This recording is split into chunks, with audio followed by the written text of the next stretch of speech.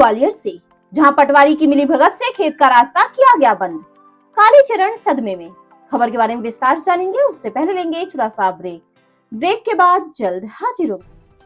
खुशखबरी खुशखबरी खुशखबरी, बेरोजगारों के लिए खुशखबरी। जी हाँ, ई कॉमर्स के क्षेत्र में एक अनोखा खोज।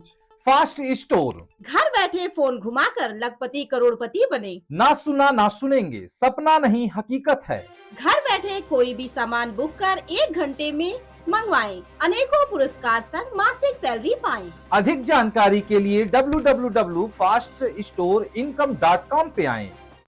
ब्रेक के बाद आप सभी का स्वागत है।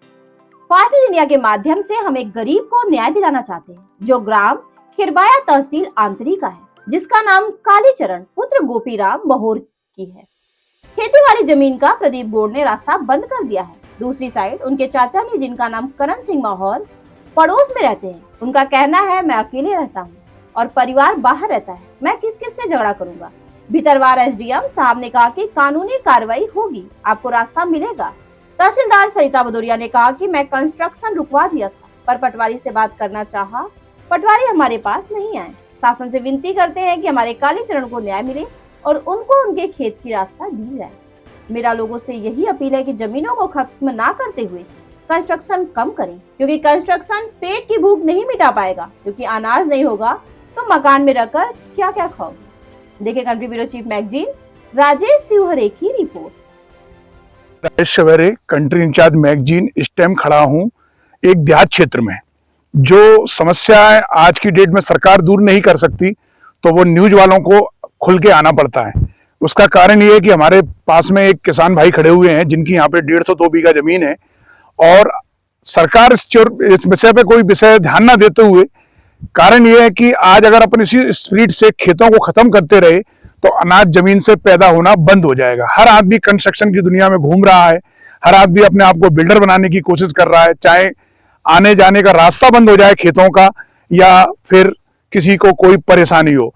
ना तो इस ओर पटवारी ध्यान देते हैं, ना आरआई ध्यान देते हैं, ना यहाँ की सरकार इस विषय पे कोई चर्चा करती है। तो आज हमारे बीच में भाई हमारे खड़े हुए हैं। क्या नाम है आपका?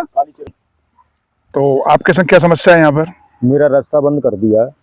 तो आपने इसकी एडीएम पे या आरआई पे या पटवारी पे किसी भी शिकायत की? पटवारी पे, तहसीलदार पे, एसडीएम साहब के जहाँ, और जन सुनवाई में एडीएम साहब के जहाँ, सारी जगह में हो चुका हूँ, मगर मेरी कोई सुनवाई नहीं हो रही। तो आपने कहीं सूचना वगैरह दी? जन सुनवाई में कुछ आवेदन वगैरह दिए? सभी दे चुका हूँ। तो उस पर आपकी प्राप्ति नहीं मिली? प्राप्ति नहीं मिली। तो आपको मतलब टरकाने की कोशिश कर रहे हैं? बिल्कुल टरकाने। यानी इसमें झोलझाल है कि कोई ना कोई मिला हुआ है? बिल्कुल मिला है ना। तो हमारे बीच में जो खड़े हुए हैं भाई साहब, इनने ये कहा, हमने सभी जगह आवेदन वगैरह दिए हैं पर कोई सुनवाई नहीं हुई है। तो हम शासन से इनके लिए न्याय मांगना चाहते हैं, और आपको भी व्यू दिखाएंगे कि 2 मकानों के बीच से जो पगडंडी जाती है, जिससे ट्रैक्टर है या किसान अपना खेत में आता है, वो आपको नहीं दिख रही है। तो उसी वजह के कारण हमको आना पड़ा यहाँ पर, और हम ये यहाँ के एसडीएम से भी मिलेंगे। यहाँ कर बुलवाला पूछ लेते हैं, ये तो अपने परिवार के ही है ना।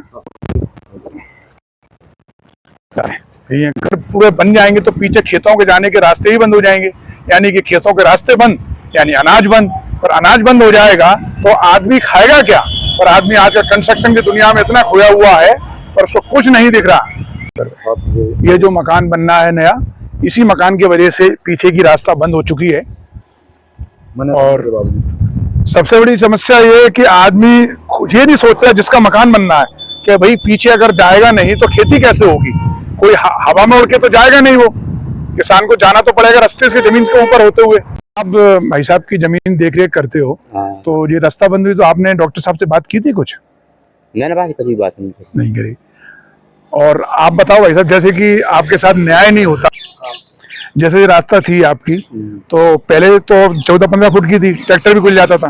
नहीं, ट्रैक्टर नहीं खड़ते। अच्छा, तो आम बात पैदल निकल जाते लोग? पैदल ही निकलते। तो अब पैदल की भी बंद हो जाएगी, क्योंकि आपने छोड़ी है थोड़ी सी, इनने छोड़ी नहीं है। और ये भी आपके परिवार का ही है? हाँ भैया, बंधन की परिवार के हैं। जी जी। तो जैसे अब न्याय मिलता है आप लोगों को, तो शासन से हम आपको उम्मीद करेंगे न्याय दिलाएंगे, ठीक है ना।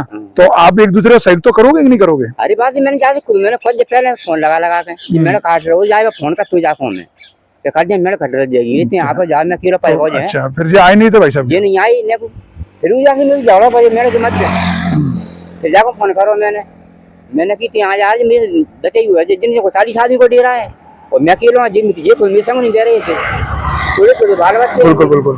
तो हम आपको एक चीज और कहना चाहते हैं और लोग बाग मानते नहीं है, क्योंकि आपस की फूट जगत की लूट, कहते हैं कि भाई भाई के काम ना आए ना तो बाहर वाले भी ऑब्जेक्शन लेके कूदे आते हैं। इसलिए हमेशा मैं ये भी कहूंगा कि अपने परिवार के साथ मिलके रहें, और परिवार की फूट जब होती है ना तो बाहर वाले तमाशा देखते हैं, इसलिए हमेशा मिलके रहने में ही फायदा है।